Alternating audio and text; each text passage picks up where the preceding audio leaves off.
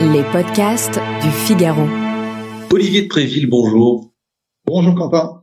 Alors confiez-moi plutôt votre pire souvenir d'entretien, de recrutement, que vous soyez recruteur ou recruté. D'ailleurs, vous avez carte blanche, racontez-moi. Alors pire, je vais pas dire qu'il y en a eu beaucoup parce que ce serait un peu gênant. J'ai vu en 35 ans à peu près 15 000 candidats. Le pire, en tout cas celui que je retiendrai, c'était dans mes premiers entretiens, comme quoi en entretien, l'image que l'on dégage et le charisme est important, parce qu'à l'époque j'en avais pas du tout. Je démarrais dans le métier et j'ai un candidat qui arrive pour un poste de directeur général et qui me dit, sans enlever son impair et en posant sa mallette bruyamment sur le bureau, je vous écoute, j'ai 15 minutes. Voilà. Et c'est là que je me suis rendu compte que l'entretien de recrutement n'était pas du tout petit candidat et grand employeur, mais que finalement ça dépendait fortement de l'image que l'on dégageait soi-même.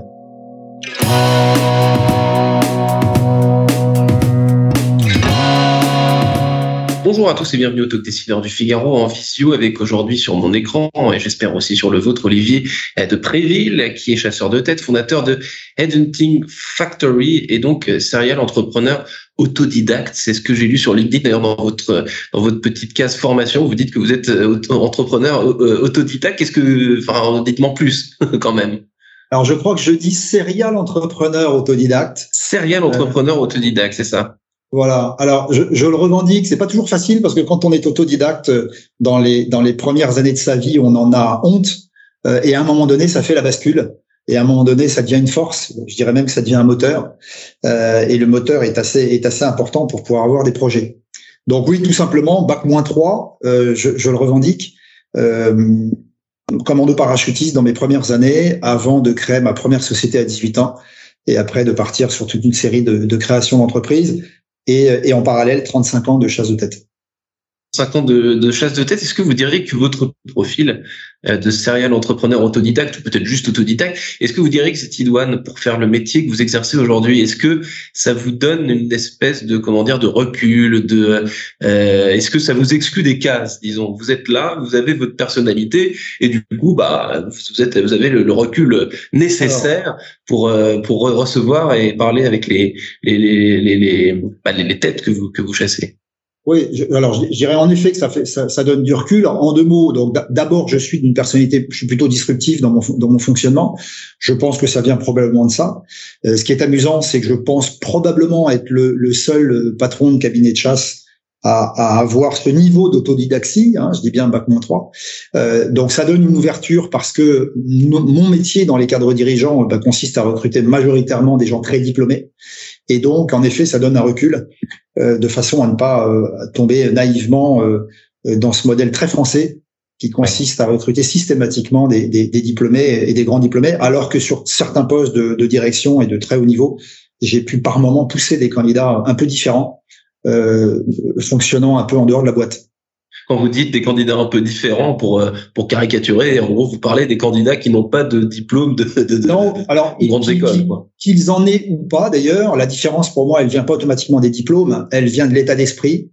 Pousser un candidat, comme on dit, un candidat différent à un client, c'est lui proposer quelqu'un auquel il s'attend pas automatiquement et qui ne rentre pas, lui, automatiquement dans les cases. Et en effet, c'est assez intéressant parce qu'on se rend compte que tous les DRH et patrons d'entreprise sont pas capables de recruter aujourd'hui des gens différents. Mais ceux qui en sont capables, souvent, sont assez contents. Sont assez contents. Vous l'avez dit, vous faites ce métier depuis plus de 30 ans. Quel type de tête vous chassez? Là, vous avez évoqué des dirigeants, des profils plutôt cadre sup. Est-ce que vous vous cantonnez à cela ou alors est-ce qu'il y a de tout, quoi?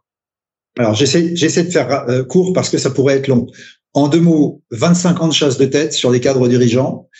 Jusqu'il y a 7 ans, donc j'ai 2 sociétés aujourd'hui, OP Search qui ne fait que de la chasse de tête sur les postes de cadres dirigeants et Headhunting Factory qui est le premier cabinet de chasseurs de tête que j'ai créé il y a 7 ans et qui ne fait justement pas des cadres dirigeants puisque ce sont tout type de postes en chasse pure de 25 000 euros de salaire à 70 000 euros. Donc c'est le premier cabinet de chasse à faire de la vraie chasse. Alors si vous m'autorisez 2 secondes, c'est quoi la vraie chasse? La vraie chasse, c'est pas de LinkedIn, pas de réseaux sociaux, pas d'annonces, pas de job board, pas de base de données. C'est idéalement. Alors, comment on fait? Il reste quoi, Olivier? Eh ben alors, il reste quoi? Eh bien, il reste le fait d'aller identifier quelqu'un dans une entreprise. D'abord, on identifie l'entreprise. On identifie ensuite le candidat dans cette entreprise derrière la fonction. Ensuite, on trouve le nom du candidat. Ensuite, on trouve son portable et on l'appelle. Donc, la vraie pure chasse de tête, c'est presque un métier de limier, un métier de détective, puisqu'on va chercher des candidats que l'on ne connaît pas et qu'on n'a surtout pas en base de données. D'accord, mais c'est très clair. Est-ce que c'est typiquement ce que vous décrivez à l'instant qui vous galvanise dans ce métier, Olivier de Préville, parce que vous avez décrit votre parcours depuis tant d'années, vous faites ce métier avec des profils différents, vous venez de le dire. Est-ce que justement ce métier de limier, de détective, quand on parle de recrutement, est-ce que c'est ça qui vous excite quoi finalement? C'est exactement ça. Donc aujourd'hui j'ai 120 salariés, donc on est devenu un gros cabinet de chasse, l'un des plus gros d'ailleurs puisqu'on a 90 chasseurs de tête chargés de recherche.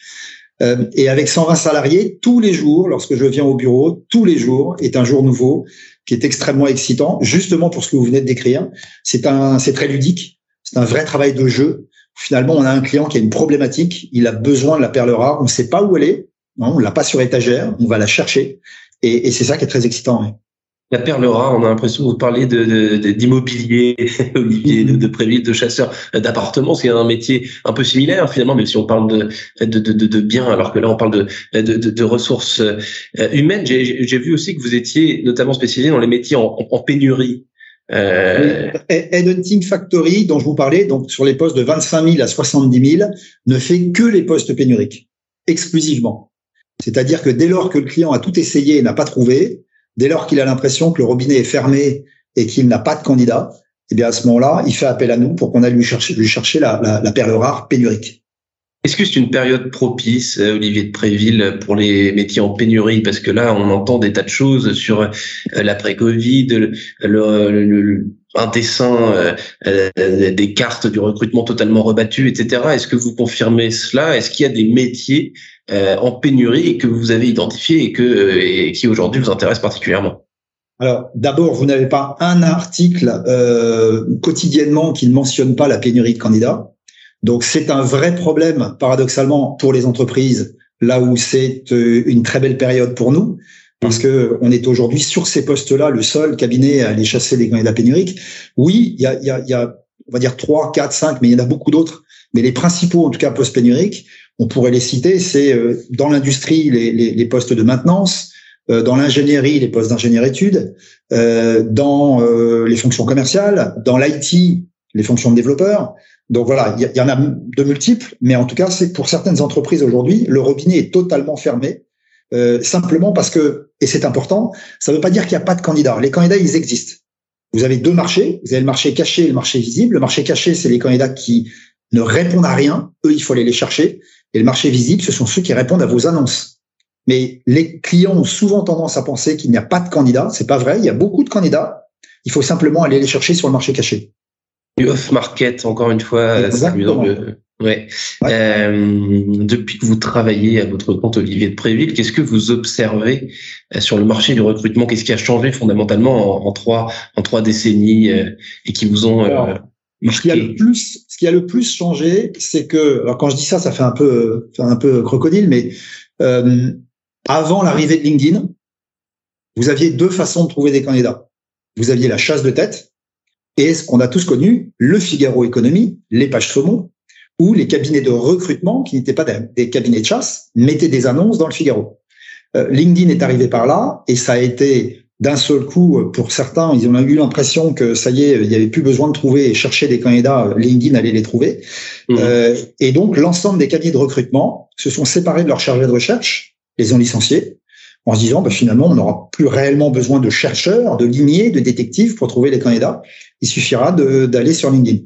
Et puis, il se passe exactement ce qui était prévisible, ce que j'avais un peu prévu il y a une dizaine d'années, je l'avais souvent dit d'ailleurs, c'était que LinkedIn tue LinkedIn, qu'aujourd'hui, il y a beaucoup trop de candidats et qui répondent à n'importe quoi, et que finalement, les clients reviennent vers nous pour demander d'aller faire de la chasse de tête. Donc, de la fiabilité au cas par cas, et finalement, la relation humaine. Et pas la relation machine, pas l'algorithme qui est bien pratique, mais qui, en termes d'affinage et de précision, a encore beaucoup de progrès à faire. on me dit souvent, pourquoi avez-vous autant de charrettes de recherche salariés, hein? Je dis bien salariés. J'en ai 90 sur 120 salariés. La raison, elle est simple, c'est qu'aujourd'hui, pour aller chercher une perle rare, pour aller chercher le candidat qui se cache derrière une fonction, eh bien, il faut avoir des gens. Il faut avoir des gens capables d'analyser le marché et d'aller les trouver. Et c'est pas les algorithmes qui font ça. Le recrutement, Olivier de Préville, chez vous, vous avez un parcours autodidacte, vous l'avez décrit dès le départ. Comment est-ce que vous recrutez chez vous vos équipes? Est-ce que c'est important le diplôme? Est-ce que, enfin plutôt non. Qu'est-ce qui vous plaît chez un collaborateur quand vous faites passer un entretien? Qu'est-ce que vous avez envie de voir? Et peut-être même les biais qui vous. Alors qu'est-ce que j'aime voir? Je prends pas pour autant le biais inverse, c'est-à-dire que je ne fais pas la chasse au diplôme. J'ai dans mes équipes des gens très diplômés, des plus hautes études, jusqu'à des gens autodidactes. Donc j'essaie d'être plutôt impartial là-dessus, de ne pas avoir d'idées reçues, de ne pas avoir d'a priori, et d'aller rechercher les gens sur leur originalité. Ce qui m'intéresse le plus, c'est l'originalité, c'est le côté out of the box. C'est vraiment des candidats qui ont eu des parcours particuliers et qui sont capables d'être dans leur façon d'être un peu différents. Ce qui vous plaît, c'est la diversité.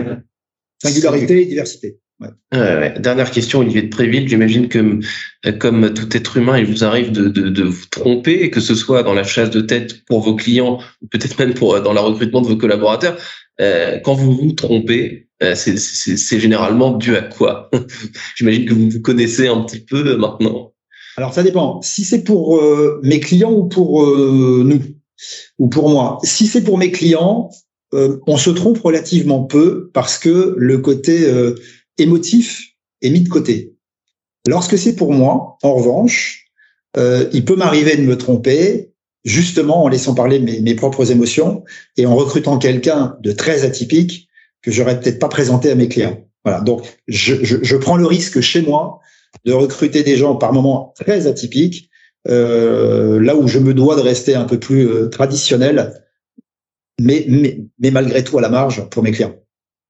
Olivier de Préville, donc chasseur de tête depuis plus de 30 ans. 35 ans, chasseur de tête depuis 35 ans, mille pardons, et mille merci surtout d'avoir répondu à mes questions pour le Figaro et pour le Talk Décideur. Je vous souhaite une excellente fin de journée et une bonne chasse, Olivier de Préville. Eh bien, merci beaucoup. À très bientôt, Quentin.